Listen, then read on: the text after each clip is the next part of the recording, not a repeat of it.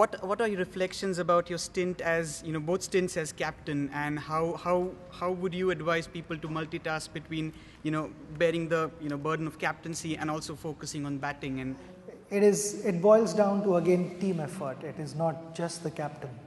When you win, it is not just the captain, or when you lose, it is not just the captain. It is all 11 players, and all 11 players go in the same direction with the same amount of intensity and desire to win. Things happen, not always though, but yeah, they do. Do you always work out your strengths and weakness before the match? I don't think of my weaknesses. You only need to think of your strengths and plan your batting around that. You can't be thinking negatively. If you want to go out and score runs, you need to be in a positive frame of mind. The energy inside your body has to be positive. That's when your movements are positive and swift. If the energy is not free flowing, the movements are not free flowing. So when you go out to bat, you should always believe that you are going out to score runs. You're not going out there to get out.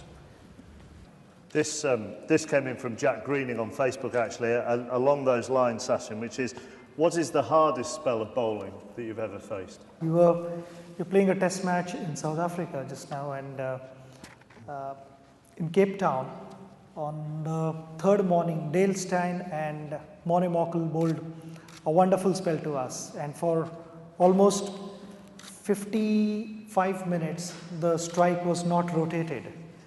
I played 6 or 7 overs of Dale Steyn from one end. We were hitting boundaries, but we were not picking singles. I mean, it was just good bowling. And from the other end, Gautam Gambhir played Morne Morkel. So I think those 55 minutes I would rate as one of the best of my.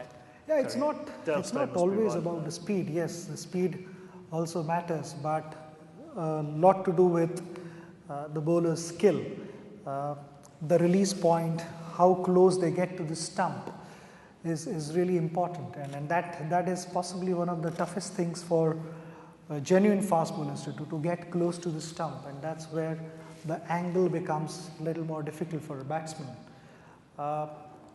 I would definitely rate Dale Steyn as one of the best bowlers that I've played. He keeps coming at you. It's a great challenge, and then something that I've really enjoyed.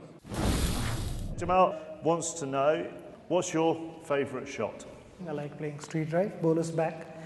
I think that is one of the best shots in cricket, according to me, because no fast bowler likes anyone to hit the ball straight back, and when a batsman can do that, it is wonderful. You show the full face of the bat, so the bowler knows which bat you're batting with.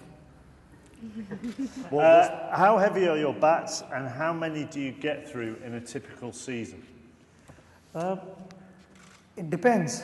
The weight of my bat, just now that I checked, was 3.2, and one bat last season that I played with I almost used that bat for close to 18 or 20 months, just one bat.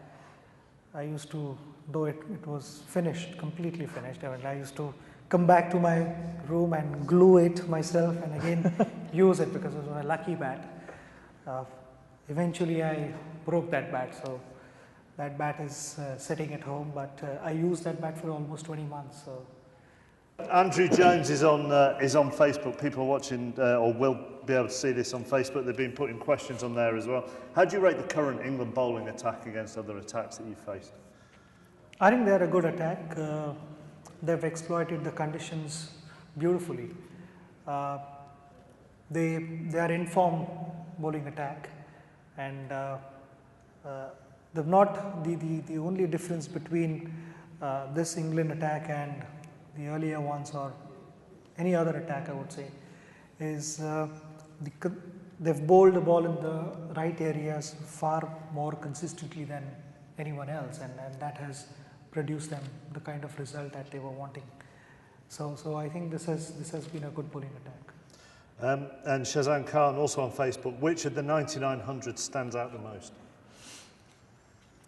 I think the first one. You always remember the first 100. I clearly remember the first 100, how I got to 100 and what shot I played and who stopped the ball and all those kind of things. So you always, however many hundreds you score, but the first one always remains a special one. What shot did you play and who stopped the ball?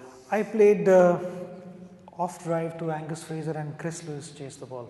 I got 3 runs. Andrew White, Jamie Wright, Anil Thapel and Laurie Johnston. They all want to know, what is your favourite test ground outside of Lord's and India? I like Sydney. Sydney is my favourite ground, possibly because I've scored runs there. And also Cape Town. Cape Town is also a wonderful ground. Because you enjoyed batting at those grounds and the atmosphere? Yes, I mean the atmosphere is really good. I like the Sydney Pavilion. I think it's got a wonderful feel to it. I mean they've maintained the old pavilion just like Lord's here, and it's got tradition. It's got history. I think it's just fabulous. Which country do you go to where you get the best support outside of India? It has to be England. Also in Australia. England and Australia are the 2 places where I think the support is terrific.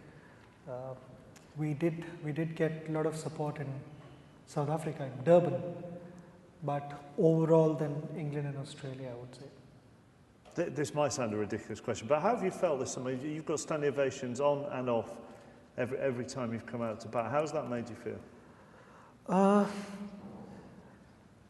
Sometimes I feel like laughing because I got a standing ovation in 2007 as well in England. So press asked me, I mean, how does it feel? I said, they think that it's my last tour, that's why maybe they're giving me standing ovation, but here I am again. So, well, I mean, it's nice. I mean, people applaud, it feels great, and I'm humbled. Thank you. Emma Whiteman, what has been the proudest moment of your career? Winning the World Cup. Playing for India was big, but winning the World Cup got bigger.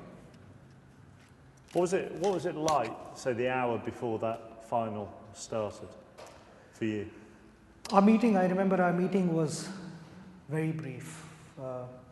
We met for literally 10 minutes, 10, 12 minutes, because before such a big game, we didn't want the players to feel that pressure and start discussing everything all over again.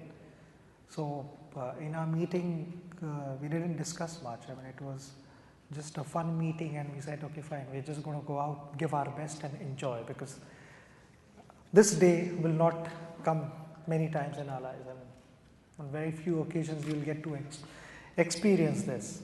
It was the second time in my life, and for many it was the first occasion. But that was it. I mean, we just decided to give our best and enjoy the moment.